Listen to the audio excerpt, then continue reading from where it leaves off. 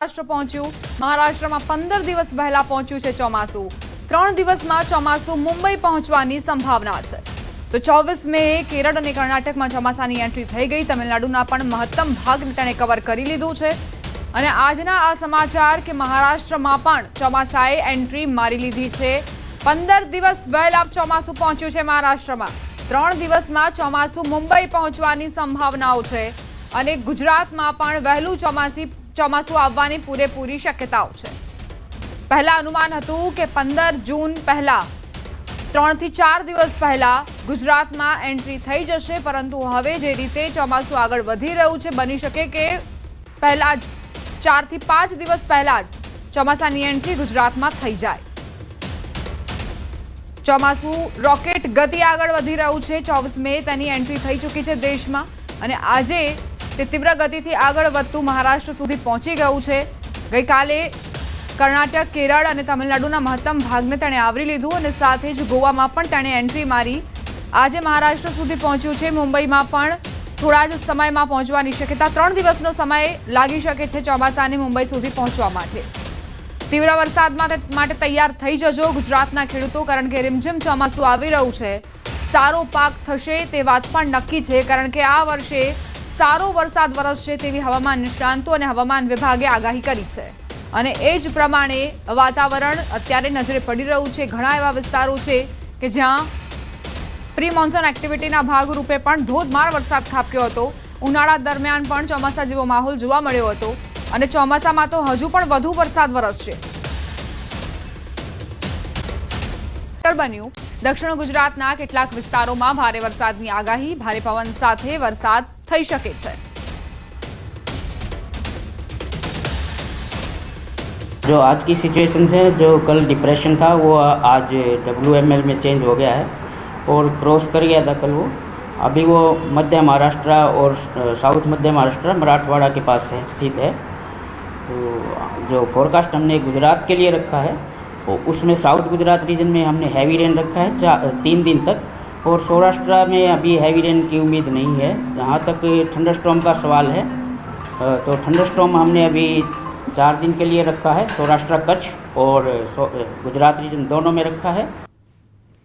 વાવાઝોડાનું સંકટ ટળ્યું છે, પણ તોફાની વરસાદનો ખતરો હજુ પણ મંડરાઈ રહ્યો છે। ગુજરાતના કાંઠામાં ભારે પવન સાથે વરસાદની આગાહી કરાઈ છે। દ્વારકાના દરિયામાં કરંટ જોવા મળ્યો। ગોમતી ઘાટ પર 15 થી 20 ફૂટ ઊંચા મોજા ઉછળ્યા। દ્વારકાના દરિયા ગોમતી ઘાટમાં કરંટ જોવા મળ્યો। ગોમતી ઘાટ પર ફાયરના જવાનો, સિક્યોરિટી ગાર્ડ તૈનાત કરાયા છે।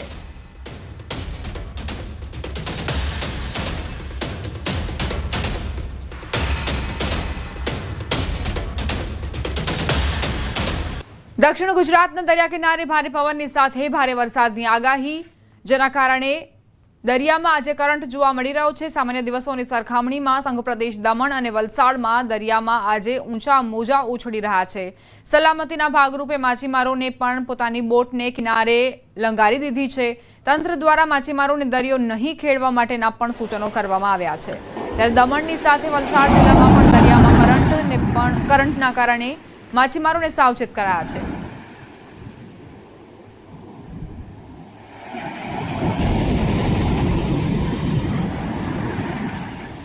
હવામાન વિભાગ દ્વારા આગામી સમયમાં રાજ્યમાં ભારે વરસાદ અને ઝડપી પવન ફૂંકાવાની શક્યતા વ્યક્ત કરવામાં આવી છે। સાથે જ છે દરિયો પણ તોફાની રહેવાની શક્યતાઓ વ્યક્ત કરવામાં આવી છે।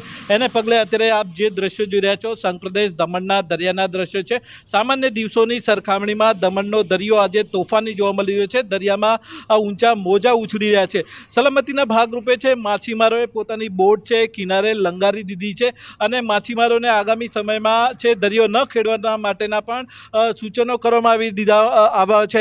આપને જણાવી દઈએ કે સંઘ પ્રદેશ દમણની સાથે NH અડીને આવેલા વલસાડના દરિયા કિનારે પણ આવા દ્રશ્યો જોવા મળી રહ્યા છે। વલસાડના દરિયામાં પણ આ રીતના જે કરંટ જોવા મળી રહ્યો છે। સામાન્ય દિવસોની સરખામણીમાં આજે છે દરિયો વધારે તોફાની જોવા મળી રહ્યો છે। જોકે પવનની ગતિ છે એ અત્યારે સામાન્ય છે, પરંતુ જે આખું આકાશ છે એ વાદળછાયું વાતાવરણ છવાયું છે, એને કારણે આગામી સમયમાં જે રીતના વરસાદની આગાહી કરવામાં આવી છે છેલ્લા 15 દિવસથી વલસાડ જિલ્લામાં છે આ રીતના જ બદલાયેલું વાતાવરણને કારણે અવારનવાર કમોસમી વરસાદ વરસે છે, સાથે જ ઝડપી પવન પણ ફૂંકાય છે।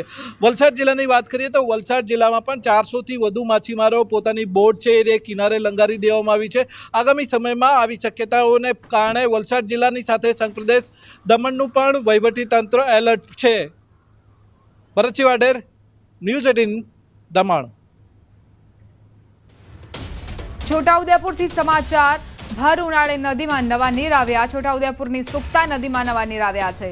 ઉપરવાસમાં પડેલા ભારે વરસાદથી નદીમાં નીરની આવક। ભોરદલી ગામના આડબંધ પર લોકો એકત્ર થયા।